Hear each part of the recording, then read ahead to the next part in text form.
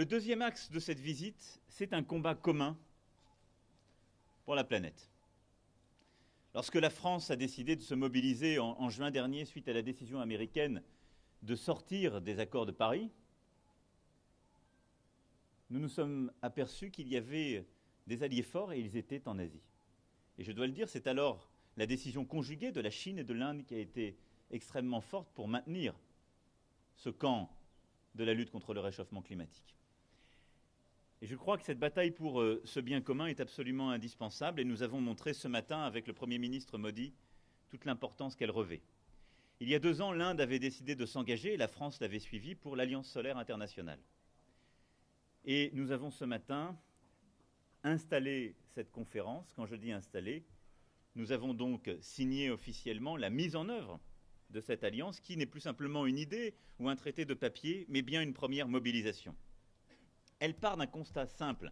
Si nous voulons tenir nos engagements, nous devons changer les habitudes, avoir des résultats et changer toutes les pratiques. Les pays signataires de l'Alliance solaire internationale, un peu plus de 100, représentent 75% de la population mondiale, mais simplement 23% des capacités énergétiques installées. C'est une aberration complète. Et une large majorité d'entre eux se trouvent dans des régions où le soleil est au rendez-vous, comme vous pouvez le vivre en ce moment. Et dans ces mêmes pays, c'est entre 20 et 50% de la population qui a accès à l'électricité.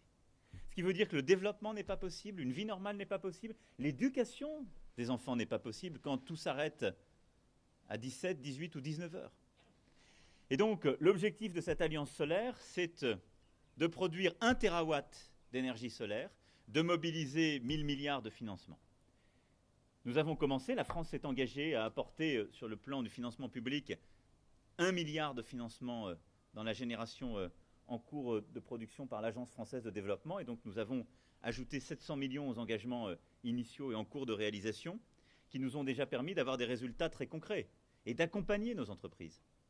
J'étais il y a quelques mois à Ouagadougou et à une demi-heure de route, nous avons ouvert la plus grande centrale solaire d'Afrique de l'Ouest que la France a financée, que les entreprises françaises ont conduite à réaliser.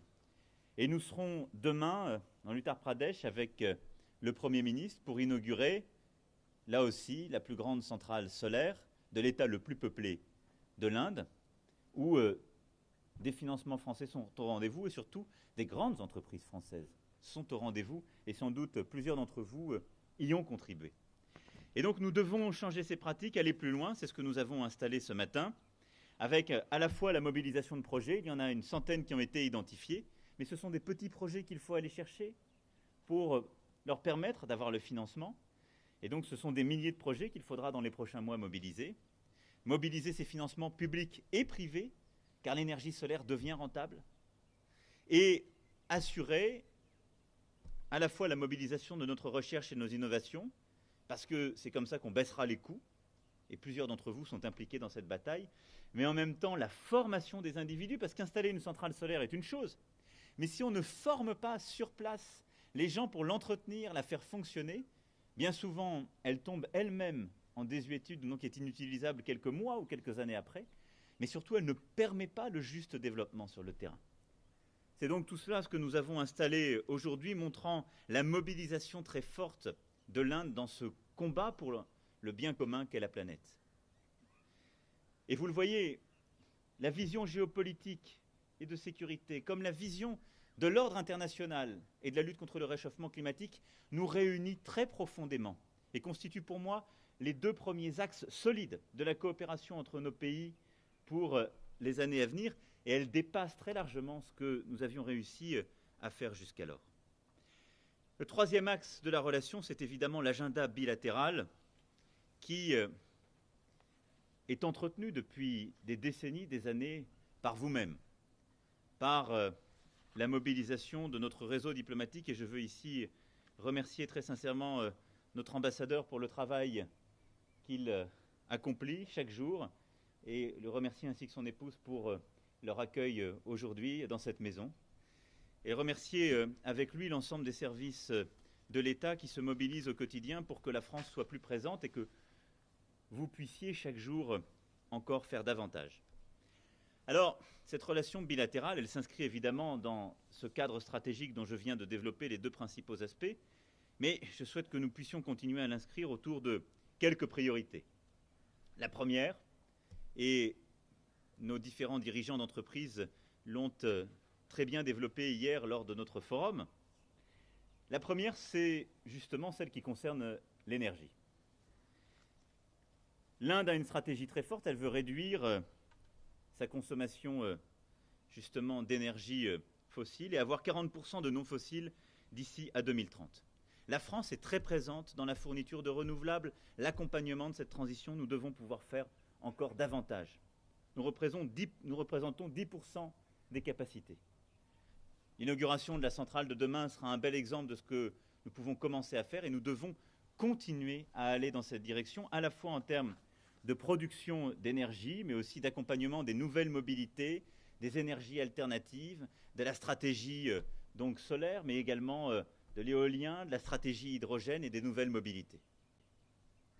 Le deuxième axe, c'est celui des infrastructures urbaines, de la mobilité urbaine, des transports et donc de ce qu'on appelle la ville intelligente. L'Inde a porté une stratégie extrêmement ambitieuse, dite de Smart Cities. Nous sommes aujourd'hui mobilisés autour de Chandigarh, Naipur et Pondichéry. J'ai demandé au Premier ministre que nous ayons encore davantage de villes et que nous puissions faire encore plus. Mais il y a une excellence française qu'il faut faire connaître, valoriser et démontrer sur le terrain. Il y a peu de pays au monde qui ont des leaders mondiaux comme nous l'avons, en termes de transport et de transport collectif, qu'il s'agisse des infrastructures, des appareils roulants comme de leur entretien, en termes de construction et de construction urbaine, en termes de traitement des eaux usées, renouvellement, traitement des réseaux, en termes d'électricité, de gaz, de solaire et donc d'entretien des réseaux énergétiques, et en termes de gestion des logiciels et donc de la complexité liée à ces villes contemporaines. C'est un défi pour l'Inde, dont la population urbaine va doubler dans les 20 prochaines années. On va passer, en effet, d'un peu plus de 400 à 800 millions d'habitants dans les villes, et cela ira sans doute bien plus vite que cela et que ce qui est aujourd'hui envisagé. Et donc cette grande transition qui s'opère en Inde, nous devons pouvoir l'accompagner. Ça représente à peu près 75 milliards de dollars d'investissement. La France doit être présente dans cette stratégie. Nous l'avons parfaitement montré avec la ligne Delhi-Chandigarh, où la France s'est mobilisée, acteurs privés et financement public. Nous devons accompagner pleinement cette réforme.